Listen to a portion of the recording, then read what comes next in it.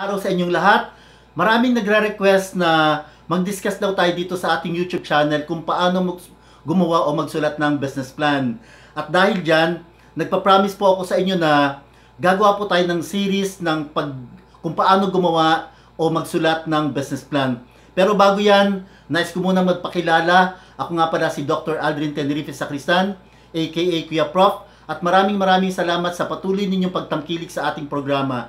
At dun sa mga ngayon lang po nakapag-tune in sa ating programa, please subscribe to my YouTube channel at pakiclick na lang din po yung bell na katabi ng subscribe button para kung may mga bago po tayong video ay ma-update po kayo para tuloy po yung ating pag-aaral at patuloy na abangan natin yung mga bago nating updates dito sa ating YouTube channel.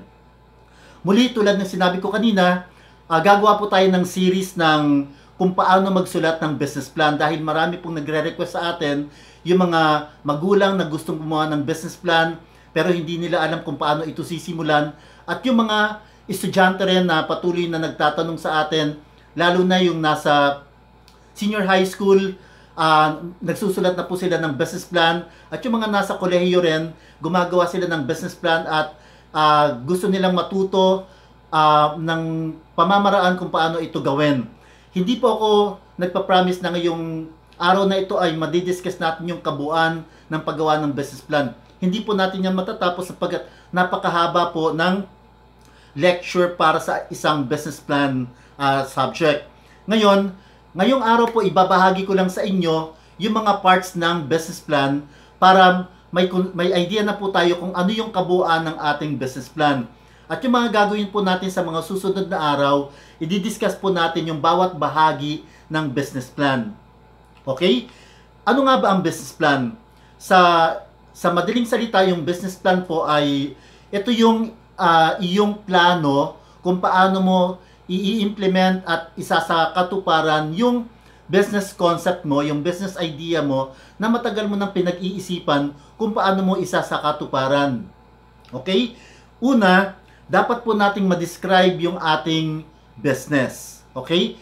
Dapat alam natin at ipakita natin sa business plan yung nature of business natin. Iyan ba ay product? Nagbebenta ka ba ng mga products or ikaw ay nagpo-provide ng mga services sa iyong kliyente o sa iyong target market? Yan po yung unang bahagi ng business plan. You should be able to describe your business. Pangalawang bahagi, dapat alam natin yung technical aspect. May kakayahan ba tayo bilang proponent ng business na yan kung paano gagawin yung negosyo?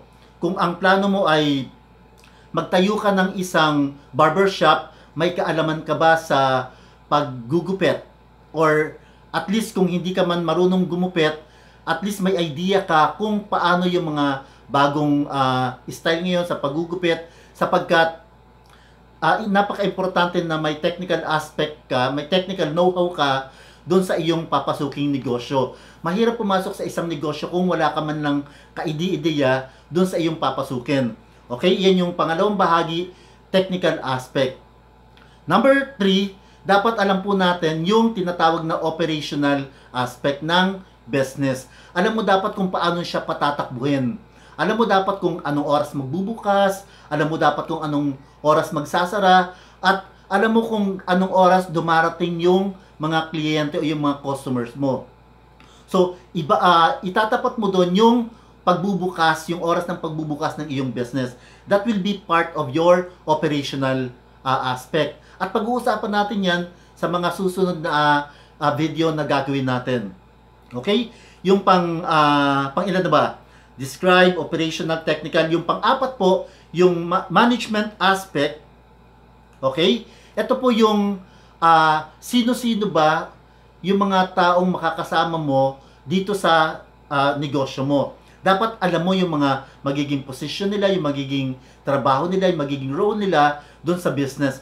Hindi ka pwedeng mag-hire ng pare-parehong tao at pare-pareho yung kanilang kaalaman. Dapat ang i-hire mo pag-uusapan natin yung management aspect, iba-iba dapat yung kaalaman nila at sila yung magko-contribute doon sa pagpapatakbo ng iyong negosyo. And that will be your management aspect. sino ba yung magiging manager, sino ba yung magiging cashier, kung may cashier dyan, at sino yung magiging delivery boy, kung may delivery boy kang nakalagay doon sa iyong business plan. Okay? Yung susunod pong bahagi ay yung marketing aspect. Napakahirap po kapag kayong negosyo ay hindi kumikita dahil wala kayong benta. Yung marketing aspect, ito po yung pamamaraan na kasama sa plano nyo kung paano nyo i-market at paano mo ipopromote yung iyong product or services. Importante po yan. At sabi ko kanina, isa yan sa mga pag-uusapan natin sa ating mga susunod na video dito sa paggawa ng business plan. At ito, yung pinakakinaayawan ng lahat, yung susunod na bahagi ng business plan. Ito yung financial aspect. Maraming mga bata, maraming mga estudyante, at yung mga nagsusulat ng business plan, ang kinaayawan nila yung aspeto na ito, financial aspect.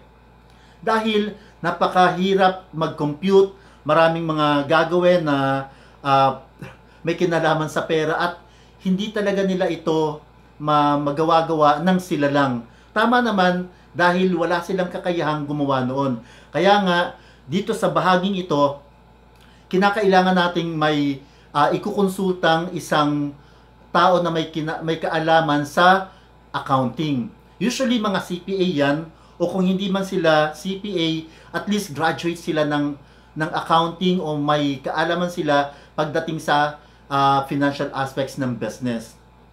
Okay? Dahil pag may negosyo ka, nagbabayad ka ng tax, may mga computation yan, paano ba dapat yung markup mo, yung tubo mo, yung kita ng business mo, yan po yung mga pag-uusapan sa financial aspects at marami pong nahihirapan dyan. Okay? So, hindi po ito yung pinakahuling bahagi ng business plan.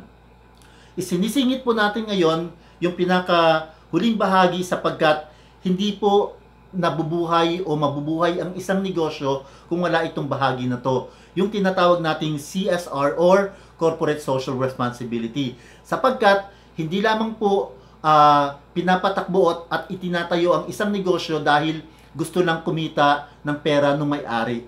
Okay?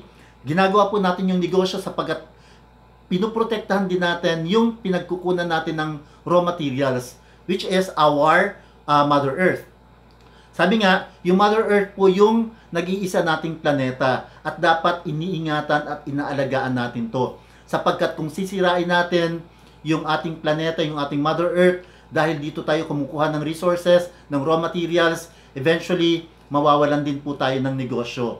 So, napaka-importante po ng bahaging ito sapagkat ibinabalik din natin yung ating responsibilidad doon sa pagpapahalaga sa ating environment. At hindi lang po tungkol sa environment ang pinag-uusapan pagdating ng corporate social responsibility aspect ng inyong negosyo. Okay? Yan lamang po muna ngayon. Hindi po natin tatapusin yung discussion sa paggawa ng business plan. Ibinahagi ko lang po sa inyo yung mga parts ng business plan na yan para sa susunod po may idea na kayo kung ano yung pag-uusapan natin sa mga susunod na video dito sa gagawin nating series kung paano gumawa ng business plan. Sa susunod pong video natin, abangan po natin ito. Ito ay may kinalaman sa pagko-conceptualize ng inyong products or services. Okay? So, yan po yung assignment nyo. Gumawa po kayo at mag-conceptualize ng gusto nyong negosyo dahil sa susunod pong video natin, yan po yung pag-uusapan natin. Okay? Muli, ito si Kuya Prof na nag-iwan sa inyo ng Change Your Life Now by Changing Your Mindset. Kilos-kilos! Ayos!